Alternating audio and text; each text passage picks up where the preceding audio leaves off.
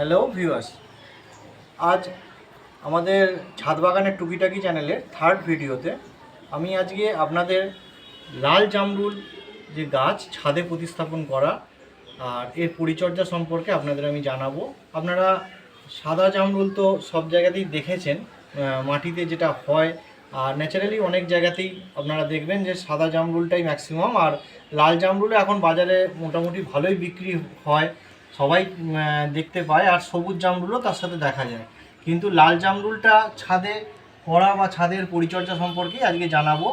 লাল জামরুলটা করতে গেলে আপনাদের ফার্স্ট যে জিনিসটা লক্ষ্য রাখতে হবে সেটা হচ্ছে মাটির যে পটিং মিডিয়াটা আপনি কীভাবে তৈরি করবেন। এই পটিং মিডিয়ায় আপনাদের আলাদা করে তেমন কিছু নয়, নর্মাল যেমন ভার্মি কম্পোস্ট, গোবর সার, তার সঙ্গে সমপরিমাণ নিম খোল, সর্ষে খোল, হাড় গুঁড়ো, শিংকুচি যা যা আপনারা ইউজ করেন, হালকা ফাঙ্গিসাইড দিয়ে আপনারা নর্মাল মাটিতে এই জিনিস প্রতিস্থাপন করতে পারেন। আর এই গাছের সবথেকে বড় জিনিস হচ্ছে, বড় ব্যাপার হচ্ছে এই মানে লাল জামরুল অনেকেই বলে যে গ্রাফটিংয়ের নেওয়া ভালো, কিন্তু ম্যাক্সিমাম আপনারা গ্রাফটিংয়ের পাবেন না। আপনারা অনেক খোঁজ করলেও লাল জামরুলটা খুব রেয়ার গ্রাফটিংয়ের পাওয়া যায়। তো আপনারা যদি এই রকম আমার যেমন গ্রাফটিংয়ের এটা গাছ নয়, নর্মাল এটা লাল জামরুলের গাছ, তো এই গাছ খুব গ্রাফটিংয়ে নিলেই যে ফল 1-1.5 বছরে দেবে, না হলে দেবে না এরকম ব্যাপার নয়, 2 বছরের মধ্যে এটা ফল দিয়ে দেবে।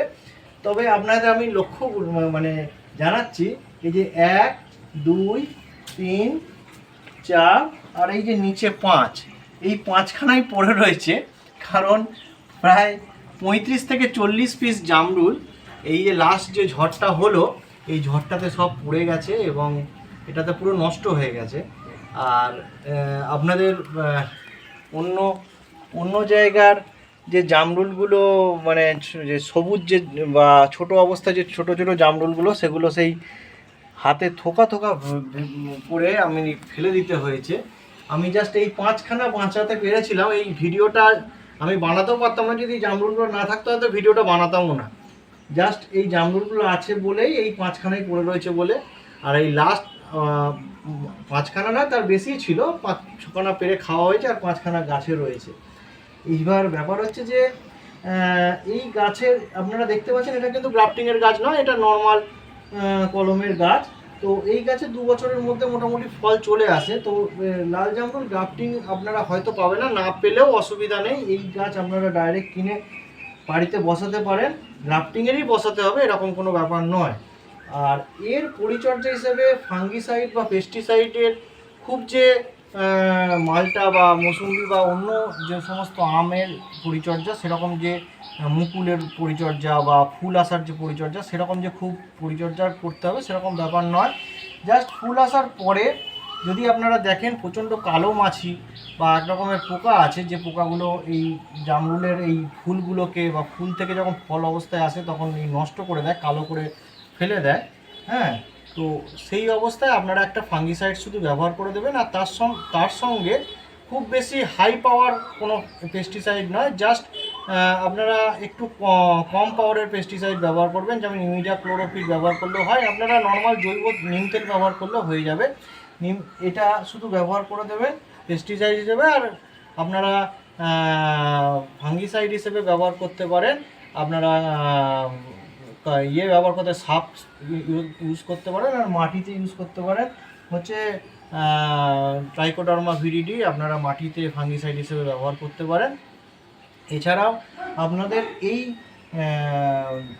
লাল জামরুলে যখন ফ্লাওয়ারের যখন স্টেজ আসে, সেই স্টেজটায় সবথেকে মোস্ট ইম্পর্ট্যান্ট জিনিস হচ্ছে যে এই ফুলগুলো প্রচুর ফুল আসে, সেই ফুলগুলোকে ধরে রাখার ব্যাপার। এই ফুলগুলো না ধরে রাখলে, আর যখন এই গুটিটা যখন সেট, যতক্ষণ না এরকম জামরুলের গুটি যখন সবুজ, এটা তো লাল পরবর্তীকালে হয়, এটা আগে সাদাই থাকে অন্য জামরুলের মতনই। এর আগে যে সাদা যে অবস্থায় থাকে, সেই অবস্থায় এর যে মুখের যে হালকা রোঁয়া ভাবটা থাকে, এই জায়গাটা লক্ষ্য করবেন, এই অবস্থাতেই ম্যাক্সিমাম জামরুল কী হয়, ঝরে যায়। বা প্রচণ্ড ঝড় প্রকৃতির দুর্যোগে কিছু হলে আপনার কিছু করার নেই, কিন্তু পোকামাকড়ের উপদ্রবে যদি কিছু না হয়, তার জন্য আপনাকে কিন্তু মাটির ময়েশ্চারও ঠিক রাখতে হবে। মাটিতে যাতে জলের কোনো ঘাটতি না থাকে। একটু জল বেশি দিলেও সেই অবস্থায় অসুবিধা নেই, কিন্তু জামরুলে একটা জিনিস আপনি লক্ষ্য করবেন, জামরুলের জলটা এই ফ্লাওয়ারিং স্টেজে বা ফুল থেকে ফল যখন কনভার্ট হয় সেই অবস্থায় কিন্তু প্রচুর পরিমাণে জলের প্রয়োজন হয়। আর জামরুলের জলের একটুও ঘাটতি যদি দেখেন আপনারা, তাহলে কিন্তু এই জামরুলের ফল কিন্তু মানে পুরোপুরি এই টোটাল একদম মানে ফাইনাল স্টেজ না আসা আগেই এটা কিন্তু ড্রপ হয়ে যাবে, এটা নষ্ট হয়ে যাবে। তাই জামরুল গাছের এই ফ্লাওয়ারিং স্টেজে বা অন্য সময় জলের যেরকমই একটু আধটু ঘাটতি যদিও থাকে, কিন্তু এই ফ্লাওয়ারিং স্টেজে বা ফল আসার স্টেজে কিন্তু কোনো রকম যেন জলের ঘাটতি না থাকে। আর সময়ান্তরে যখন এই ফুল থেকে ফল আসার যে স্টেজটা, এই স্টেজটায় যেন আপনারা একটুখানি হালকা লাল পটাশ, আপনাদের সাদা পটাশ এতে ইউজ করার কোনো দরকার নেই বেকার বাজে খরচা করে।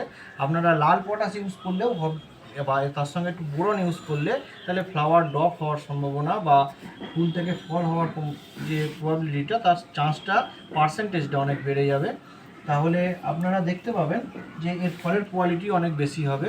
আর আপনারা হালকা যে এই নিউট্রেট অফ পটাশ বা এমওপি যেটা মাটিতে আপনারা দেবেন, তার পাশাপাশি আপনারা যে এসওপি সালফেট অফ পটাশও যদি এটা স্প্রে করে দিতে পারেন গাছেতে, তাহলেও কিন্তু আপনাদের ভালো রেজাল্ট আপনারা পাবেন।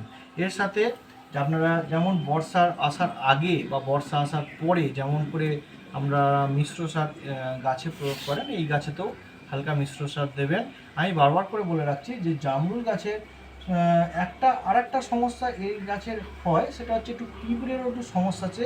আমার পাশে একটা চেরি গাছ আছে, এই চেরি গাছটারও সম্পর্কে আমি পরে ভিডিওতে আপনাদের দেখাবো।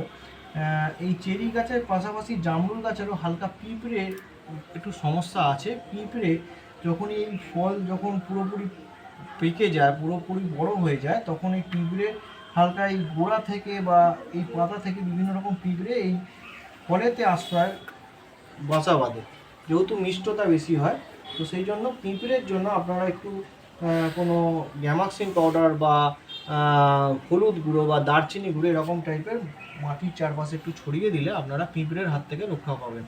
তো এই হচ্ছে আপাতত লাল জামরুলের পরিচর্যার বিষয়। আর লাল জামরুলের টোটাল আপনাদের কীরকমভাবে আপনারা প্রতিস্থাপন করবেন বা কীভাবে আপনারা ছাদ বাগানে করবেন সেটা সম্পর্কে এই ভিডিওতে আপনাদের জানালাম। যদি ভালো লাগে তাহলে আপনারা চ্যানেল দেখবেন বা সাবস্ক্রাইব করবেন। ঠিক আছে, নমস্কার বন্ধুরা, গুড বাই।